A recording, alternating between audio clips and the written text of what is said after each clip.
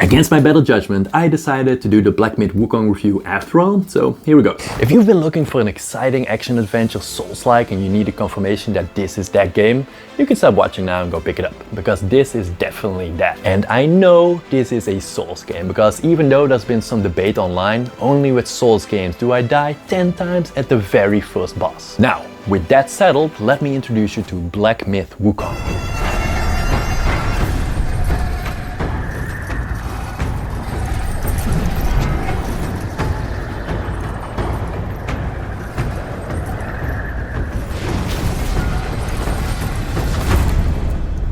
And what an introduction it is. The opening scene of this game is freaking epic. Holy crap.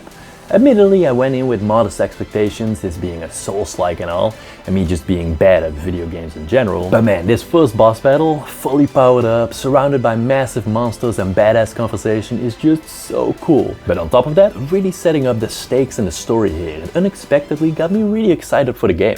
So, the story is based on a Chinese novel called Journey to the West, which I never read, so take whatever I say with a grain of salt, as you always should. Sun Wukong has ascended to Buddhahood, but doesn't want to live life in this celestial court. So he decides to live on his mountain in peace. Which apparently is a big no-no, because the Celestials send an army led by Erlang Shen, this guy, to bring him back. This is all in that first epic opening scene I was talking about earlier. But here's the setup.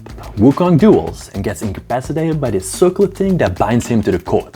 And so he gets captured in stone. But not before he's able to bind his powers into 6 relics which are scattered throughout China. And guess what you get to do now. Now, the reason I was reluctant to play this game is because Souls-likes really just don't jive with me. Dying 10 times at a boss to try and discern some pattern and then getting good enough to finally beat it. Logically, I understand the appeal of getting good, but I just don't have that kind of time. I need my games breezy and easy. But I decided to pick this one up anyways, and to be honest, I am glad I did. Let me just show you a few scenes of the early game. That's really all I can show you because I didn't get very far yet.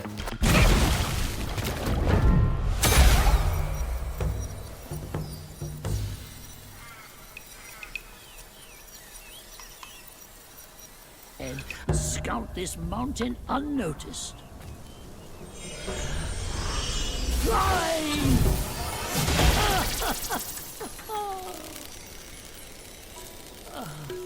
It might be humble, but my shrine is very versatile.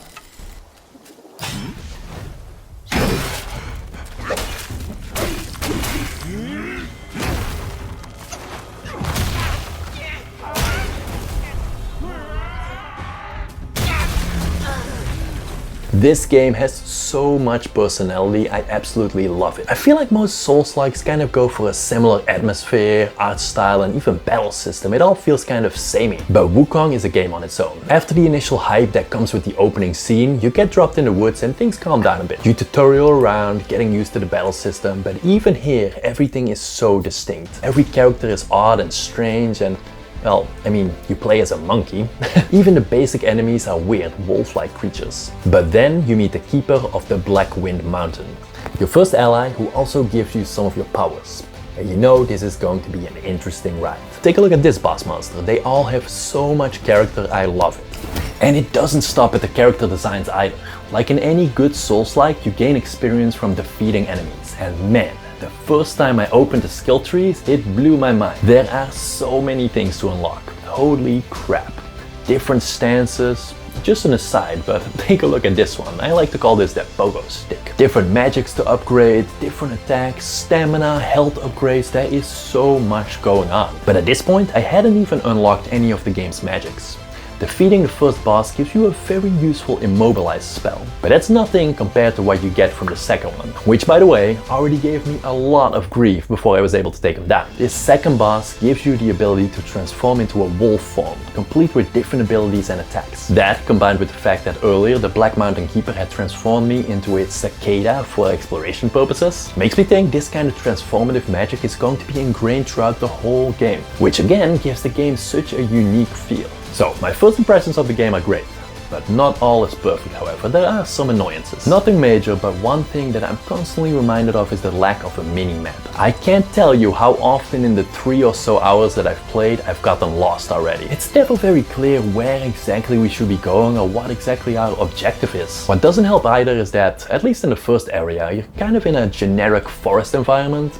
Nothing very distinct, so getting lost, at least in the beginning, happens quite a bit. The game also seems to assume you already know a lot of the background story. That intro I talked about earlier, none of that's really explained. But maybe all of that comes later in the game. Either way, all smaller gripes and nothing that really bothered me all that much. Now, let's get the obvious elephant out of the room. As I'm sure you might have noticed from the not so crisp graphics, I've been playing this game on the Steam Deck, which to be honest, I wouldn't recommend for anybody but myself. Maybe that's the reason I'm so bad at these games. Right from the get-go, and mind you, this is at the lowest of the low settings possible, you can see the frame rate doesn't reach 30 frames per second. This epic action scene runs at maybe 23 to 24 FPS. But to be honest, it doesn't feel terribly sluggish and the frame rate timing is at least consistent. I had no problem getting through this first battle, which might also have something to do with the fact that you can't actually die here, but that's beside the point. After this first scene, however, the FPS is a lot higher. Everything else I've played looks a lot more like what you see here, 40 to 45 FPS. But now there's some very odd frame pacing issues, which I've seen in other games too, and after a little bit of trying, it turns out this was related to the frame generation I had turned on. And when I turn this off, in fact, we get a much lower frame rate, but a more stable graph. Also, the input lag seems to be a bit worse with the frame generation on, so for a game like this, it's probably better to keep it off, which is how I've been playing. Low settings, 75% resolution scaling plus FSR seems to give a frame rate between 30 and 35 in pretty much all situations. It's not pretty, but again, for me, once I turn that graph off and just focus on the game, it feels just fine. But I could see how other people wouldn't want to play the game like this. Another small issue is that the game crashed loading into the first chapter, meaning I had to redo the prologue scene, which wasn't a big deal. But aside from this first crash, I haven't had any issues. On the ROG Ally, on the other hand, things seem a lot more stable. With exactly the same graphical options, 1280 by 720, 75% resolution scaling plus FSR and low settings, we get a few more frames. And the game is actually very playable even at medium settings. So in short, I absolutely love this game, Souls-like or not. It just has so much personality. Don't play it on Steam Deck unless you're crazy like me. ROG Ally performance is decent, but if you have a PS5 or a more powerful PC, play it on there. Game is not on Xbox yet and is delayed for reasons that I'm not going to go into right now. And it's $59.99 on the Steam store and other stores. I hope this was useful. Let me know what you think. Are you crazy like me and playing this on the Steam Deck? Also, check out this video for my top 50 indie games of all time, and I hope to see you in the next one.